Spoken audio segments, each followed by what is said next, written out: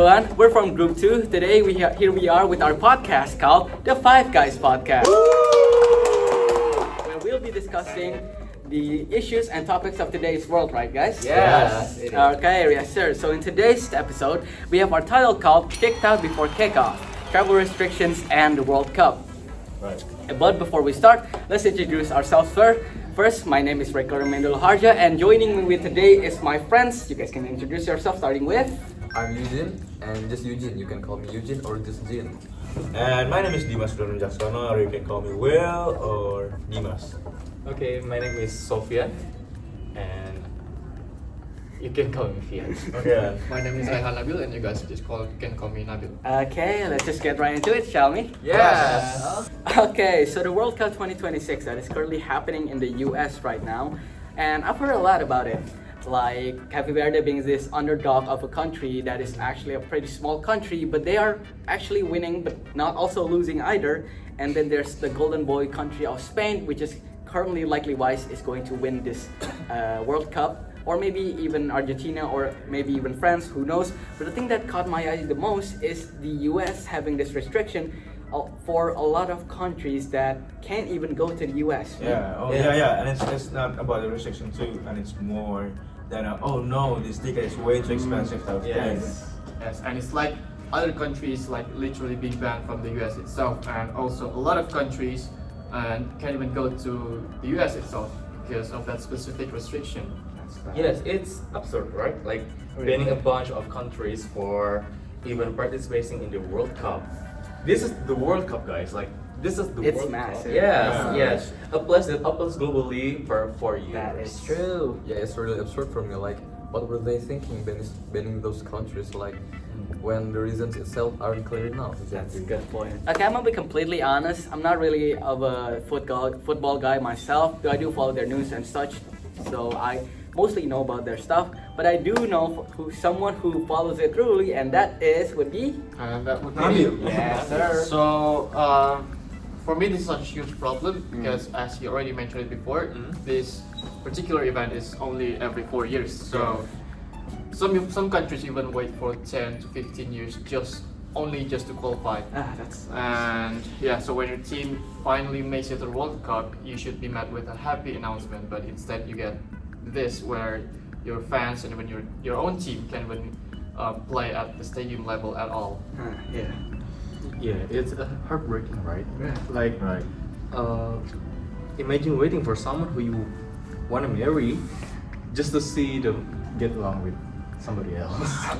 Look at that analogy. It hurts.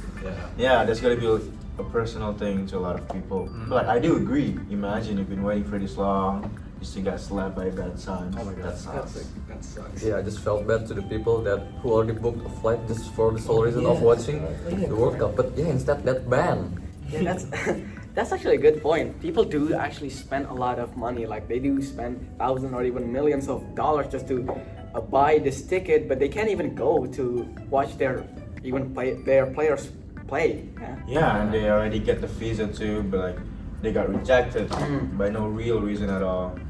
No wonder, no appeal that was. Which people are we talking about?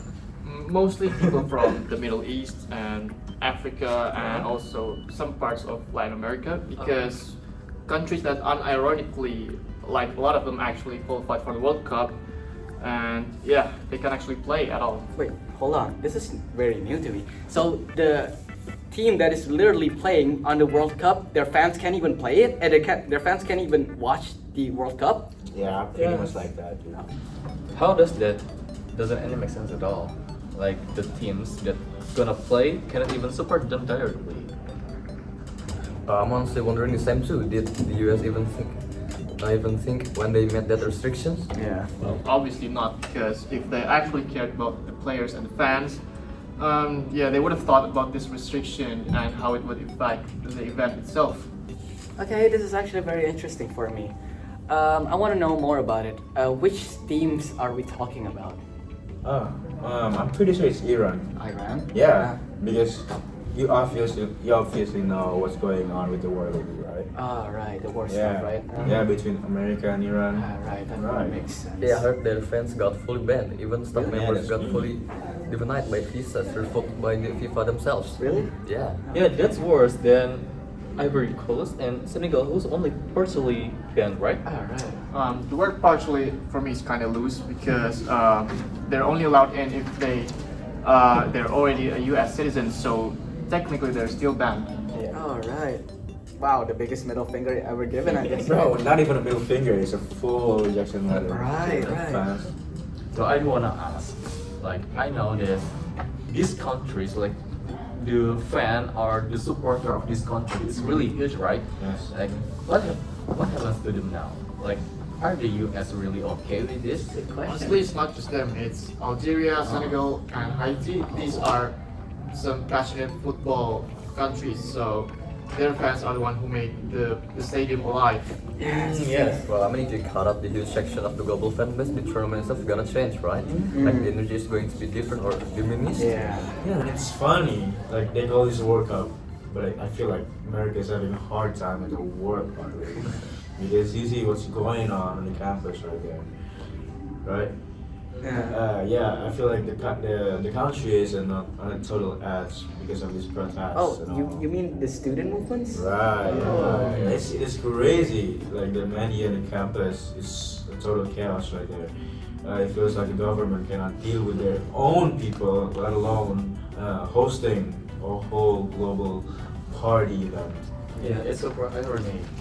They claim they the land of the tree. Yeah. Yeah, but the moment people start questioning the system, they shut everybody and everything's down. Yeah, it's all connected. The travel ban, the tense atmosphere, the protests. It feels like the country's not even. It's like they're stressed out. And yeah, they promised to us a united celebration, but to me it feels more like they're on a lockdown. Yeah, Man, that is really messed up of them. Instead of this huge celebration, they're literally just picking out a bunch of countries that is just cool enough to show up, huh? Yeah, I think so. They're hosting a world event, but it feels like they only care about what's in it for them and their partner countries. Nah, I'm really disappointed. This year, instead of full hype and full cheer on, people might actually be starting to hate it. Yes. Yeah, it could be, but like even though the atmosphere is gonna be halfly gone, I think they're still gonna watch the match itself. So even though there's gonna be a lot of hate, the event will go on normally. Yeah, it's valid because like people tend to ignore the problems That's for true. hype. Yeah, maybe yes, maybe no, because the chance itself is still the color. So we're honestly going into this blindly, so we won't know until we actually set a foot inside the stadium. Right. So who's actually going to watch it though on the rest of the knockout stage? None of us. I mean, none of us. Of course, forgotten college students after all, with no money whatsoever. Wait, at least we could still watch it live, right? That's true. Yep. And there's no gonna be banning required to that. Yeah. But imagine if the live streaming is actually gonna get banned. So Wow. that's gonna be crazy. They will start an actual war. True, true. Can you imagine, like, if the live channel is actually banned too? Yeah, that would be unrealistic because, no, you're correct. That would start an actual riot. Yeah. But yeah, let's get back to the US though. They literally campaigned to host this, by the way. So yeah, they sold this as this big celebration, unity, and all that. Yeah, like why are they so egotistical, dog? This ain't Blue Lock, bro. If you're gonna if you're gonna host this massive event, at least open it up to the whole world, bro. Their restriction is just a contradiction at this point. Like, you are right. Why host an event if you're not gonna invite anybody or maybe anyone in it? Yeah, America is being American. Whoa, let's Yeah. not get political here. America, great again. I mean, if we're talking about countries that is hosting a big event as the World Cup itself, there's problem in it, and I would be damned if there isn't a single political argument in it. Don't bring up politics into sport, they say. Yeah. That's bullshit. Actually, sport and politics have never been separated. Like we can see it in Indonesia, right? Yeah. Yeah, there's a lot of sports problem here. Yeah, and I'll give you an example. 1980 Olympics, where the US boycotted because it was in Moscow. And yeah, that's literally a country refusing to play solely because of politics. Right. Oh, now you mentioned it. You're correct, huh? I completely forgot about it. So it's always been there. Like right now, the U.S. administration, Trump is making his office, and the whole posture is just very restriction. It's restricted visa, travel bans, and all of that. Man, I really thought that our country is the only one that's being in shambles right now. The more you know, the message of Exactly. welcome work is very odd, man. When you're literally the host of the event. Yeah. Wait, is FIFA's gonna actually act or just let it happen? By the way, things are going. Basically, they're just gonna let it happen Mm. because the tournament's already awarded, contracts are signed, and the stadiums are built. They're not pulling out. Yeah. So he was actually complicit in a way. For being as big as they are, it's wild. Anyway, and funny enough, it's not even the first time. It's not the first time, guys. In the Qatar 2022 had the migrant worker situation. Yeah.